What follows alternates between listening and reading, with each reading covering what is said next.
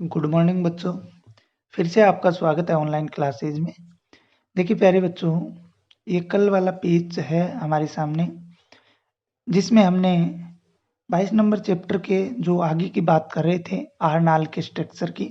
इसमें हमने घर्षणी पढ़ ली थी, ग्रासनली पढ़ी थी। इसके बाद में 4 नंबर मैंने बताया था आमाशय। 4 नंबर मैंने क्या बताया था? आमाशय।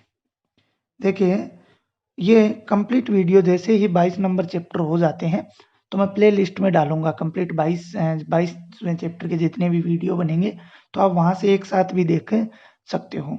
ओके, देखिए आमाशय की बात करते हैं। इंग्लिश में इसको बोला जाता है स्टोमच। इंग्लिश में क्या बोला जाता है? स्टोमच बोला जाता है। प्यारे बच्चों, अगर आमाशय की बात करें तो जो कौन सा भाग था? गर्सिका। गर्सिका जो भाग था, कौन सा भाग था? गर्सिका। गर्सिका किस में खुलती है? आमाशय में खुलती है। अर्थात हम लोग कह सकते हैं गर्सिका से जो भोजन है वो कर्माकुंचन गति द्वारा किस में आता है? आमाशय में आता है। कर्माकुंचन गति द्वारा किस में आता है प्यारे बच्चों? आमाशय में आता है। देखिए आमाशय जो है ये उदर जो गुहा है में बाईं और तनुपट के नीचे स्थित होता है। उदर गुहा में बाईं और तनुपट के नीचे जो उदर गुहा है उसमें बाईं और तनुपट। अब तनुपट क्या होता है? तनुपट होता है डायफ्राम। क्या होता है? डायफ्राम। और डायफ्राम, देखिए जब हमने डायग्राम की बात की थी तो देखिए ये इस प्रकार गर्सिका आती है। इस प्रकार से जो तनुपट है वो इस प्रकार की संरचना होती है। ऊपर जो है पसलियां होती हैं, इस प्रकार से पसलियां होती हैं। तो उसमें ये दाईं तरफ भाग, ये इसका राइट भाग हो गया, लेफ्ट भाग हो गया। ये उदर गुहा वाला भाग जो है वो होता है, मनुष्य का उदर गुहा का भाग होता है। इसमें ये जो है लेफ्ट साइड स्थित होता है। गर्सिका तनुपट को छेद कर उदर गुहा में प्रवेश करती है। और जो ये गर्सिका थी ये इस तनुपट को भेदती हुई इस उदर गुहा में प्रवेश करती है और आमाशय में खुलती है। कौन से भाग में खुलती है? आमाशय भाग में खुलती है। प्यारे बच्चों, अगर हम बात करें आमाशय पेशीय नुमा एक थैलीनुमा संरचना होती है।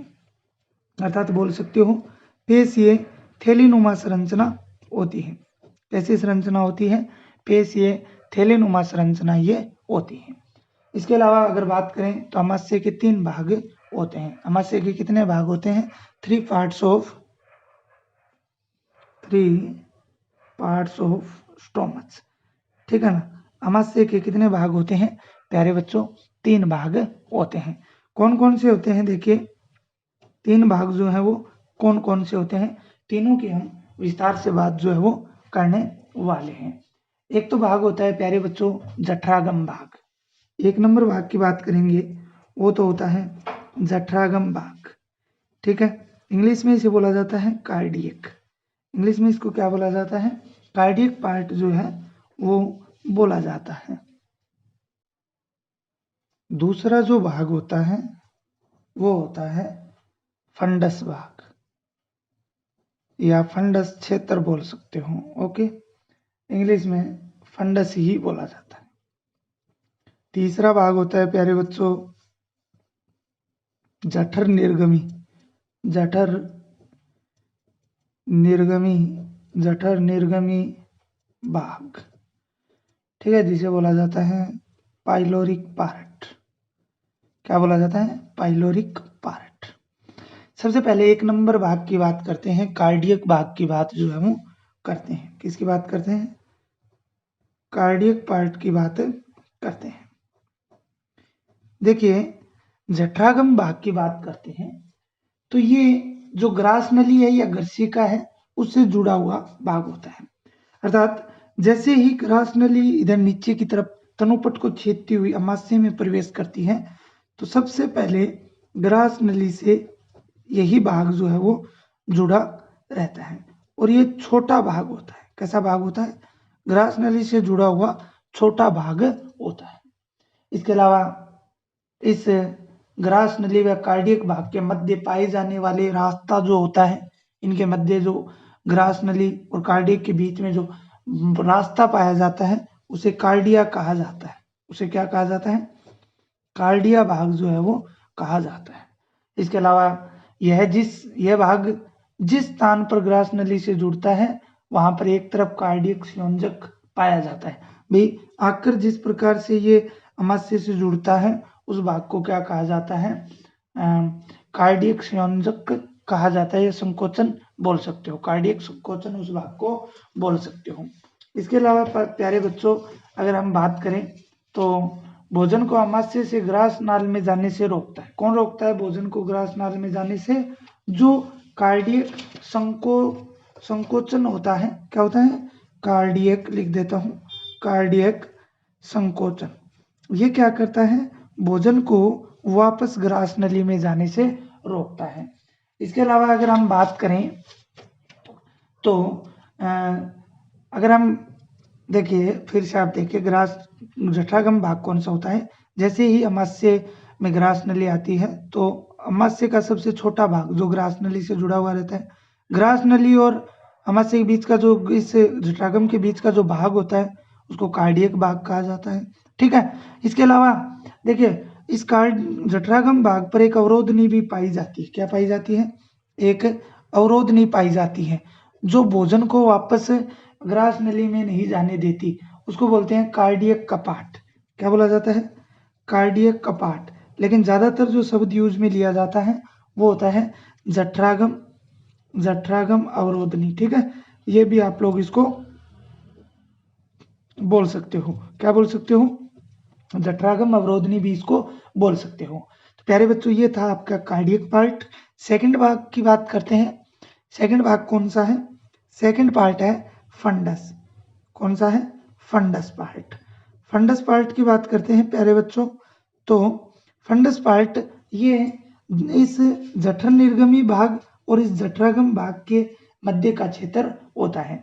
और प्यारे बच्चों बता देता हूं, कई बार परीक्षाओं में प्रश्न भी आया हुआ है, ये 80% भाग बनाता है। स्टोमच का कितने प्रतिशत भाग बनाता है? 80% भाग जो है वो बनाता है। तथा यहाँ पर पाचक रसों का स्राव होता है। किसका स्राव होता है?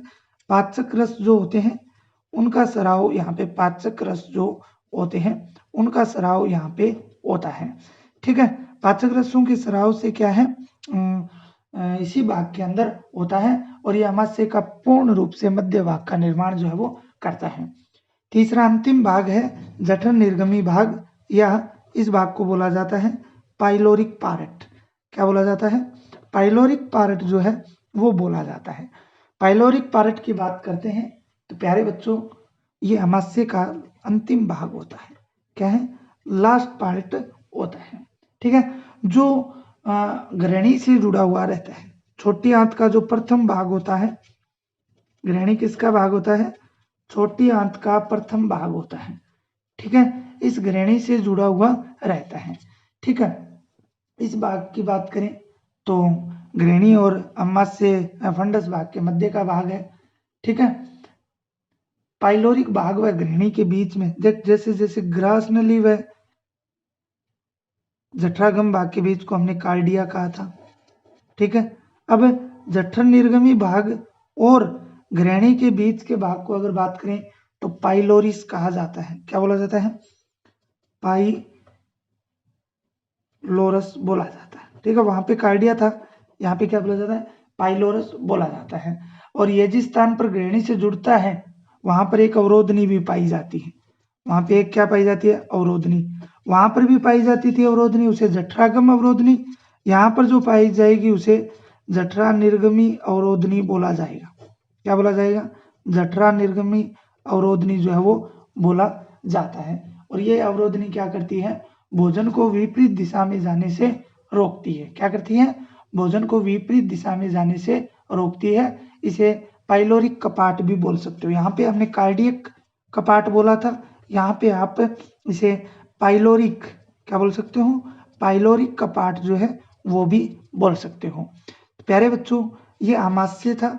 अमाशय के 3 पार्ट थे, cardiac part, fundus part and pyloric part. तीनों भागों की हमने विस्तार से बात की। अब देखिए अमाशय की जो भित्ति है उसमें, अमाशय की भित्ति है उसका निर्माण जो है वो 4 स्तरों से होता है। कितने स्तरों से होता है? 4 स्तरों से उसका निर्माण जो है वो होता है। देखिए वो 4 स्तर कौन कौन से हैं। अमाशय कितने स्तर बताए मैंने, सामान्य 4 स्तरों से बना हुआ होता है। कितने स्तरों से, 4 स्तर जो है वो होते हैं। देखिए उन 4 स्तरों की अगर हम बात करें कि वो 4 स्तर जो है वो कौन कौन से होते हैं, तो श्लेष्मी का वलित एवं मोटा स्तर होता है, श्लेष्म उपकला सरल स्तंभाकार होता है तथा श्लेष्म स्रावित करने वाली कोशिकाएं भी होती हैं। साथ ही श्लेष्मा अमाशय को स्वपाचन से बचाता है। श्लेष्मा जो है अमाशय को किससे बचाती है, श्लेष्मा जो होती है वो स्वपाचन से बचाती है। भोजन को किससे बचाती है, स्वपाचन से जो है वो अमाशय को स्वपाचन से बचाती है। जो उपकला के वलन में निर्मित लंबी नलिकाकार ग्रंथियां भी पाई जाती हैं। बीज के स्तर में क्या है, लंबी नलिकाकार जो है वो ग्लैंड्स भी पाई जाती हैं। उनकी अगर हम लोग बात करें तो ये ग्लैंड्स जो है वो 2 प्रकार की होती हैं। कितने प्रकार की होती हैं, 2 प्रकार की होती हैं। और उन 2 प्रकारों की अगर बात करें तो एक तो होता है जठरीय ग्रंथि और एक होती है जठर निगम ग्रंथि, जो दोनों ही आधार पटल पर स्थित रहती हैं। एक तो होती है जठरीय ग्रंथि और एक होती है जठर निर्गम ग्रंथि, जो दोनों ही कहाँ स्थित होती हैं, अधर पट पर स्थित होती हैं। प्यारे बच्चों, जठरीय ग्रंथियां अम्लीय जठर रस व जठर निर्गमी ग्रंथियां श्लेष्मा का स्रावन करती हैं। जठरीय ग्रंथियां हैं वो किसका स्रावन करती हैं, अम्लीय जठर रस का, व जठर निर्गम ग्रंथि हैं वो किसका, श्लेष्मा का स्राव जो है वो करती हैं। इन ग्रंथियों को मुख्य कोशिकाएं या जाइमोजन कोशिकाएं पेप्सिनोजन स्रावित करती हैं। ठीक है, इन ग्रंथियों की जो मुख्य कोशिकाएं या जाइमन कोशिकाएं हैं वो किसका, पेप्सिनोजन का स्राव करती हैं। किसका, पेप्सिनोजन का जो है स्राव किया जाता है। कौन से एंजाइम का, पेप्सिनोजन का स्राव किया जाता है। तथा जो अम्लजन कोशिकाएं होती हैं वो हाइड्रोक्लोरिक अम्ल का स्राव करती हैं। दूसरे प्रकार की होती हैं अम्लजन सेल्स, और अम्लजन सेल्स जो होती हैं वो HCl का स्राव करती हैं। हाइड्रोक्लोरिक अम्ल का स्राव जो है वो किया जाता है। और ये ग्रंथियां फंडस में मध्य भाग में पाई जाती हैं। ठीक है ना, जो अमाशय का फंडस पार्ट है उस पार्ट में ये पाई जाती है। ओके, इसके अलावा अमाशय का लगभग, मैं आपको बता दिया मैंने, 80% पार्ट जो है वो फंडस ही बनाता है। कौन बनाता है, फंडस ही बनाता है। जठर निर्गमी ग्रंथियां जठर निर्गम भाग में स्थित रहती हैं, अमाशय का लगभग 20% भाग बनाती हैं। और जो जठरागम भाग होता है वो बिल्कुल छोटा सा भाग होता है, जो बहुत ही कम भाग जो है वो बनाता है। ओके, इस प्रकार अमाशय के बाह्य पेशीय स्तर में भी 3 प्रकार के स्तर होते हैं, बाह्य अनुदैर्घ्य, मध्य वर्तुल एवं आंतरिक तिर्यक पेशी। 3 स्तर जो है वो पाए जाते हैं। प्यारे बच्चों, आगे वाला वीडियो जो है छोटी आंत का बनेगा, वो हम आगे वाले वीडियो में बात करेंगे। आज के लिए इतना ही, धन्यवाद।